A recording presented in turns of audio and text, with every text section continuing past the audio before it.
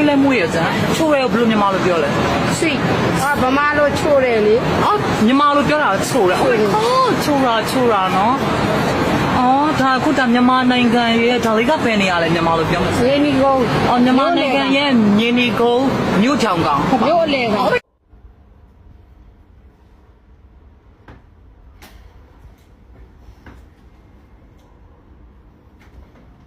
ပြုံးဒါမှမဟုတ်တာလေ မမိုးပေးတာလေ ဟာ အော်ဒါရမိုက်တိုင်းယောက်ျားရဲ့အပြုံးကလေအချစ်ပါသွားလို့ ဟာကျင့်ပါတယ်လားဟုတ်လား ယောက်ျားရဲ့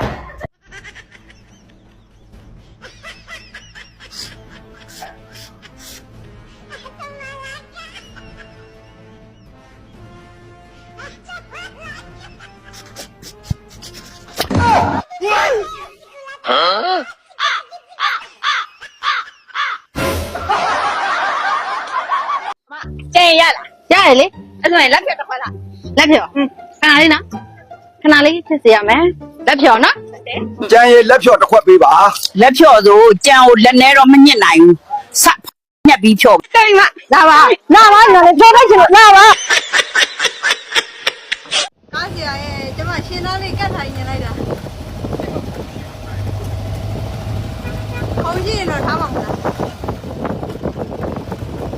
မထားကြည့်လို့ကားခေါင်းနေတော့ဆရာတကယ်ကျမမိန်းကလေးလေဆက်ကြတဲ့မိန်းကလေးလေကျမအဲ့လောက်ကြီးပဲလားရှင်းလူရမဟုတ်လား အိမ်မှာမယားတစ်ယောက်နဲ့ကလေးနှစ်ယောက်ရှိတယ် အာ နော် အာ အဲ့ဒါနဲ့တော့တိုင်ပတ်နေတာကျန်တာတော့ဝေလာဝင် ကျမရှင်းကိုလုံးကျွေးပါလေအဲ့နေရာလေးပဲထိုင်အောင်လေးပဲ အဲ့ရှိရတစ်ယောက်တော့လည်းအဲ့လို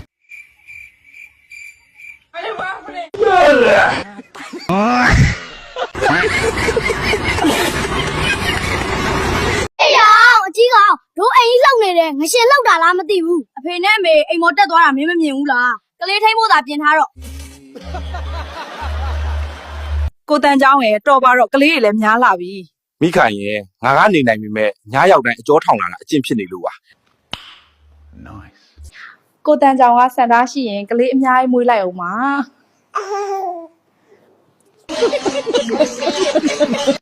မြန်မာတနိုင်ငံလုံးရဲ့စံချိန်မွေကလေးအမွေးနိုင်ဆုံးစုကိုမိခိုင်မရရှိသွားပါတယ်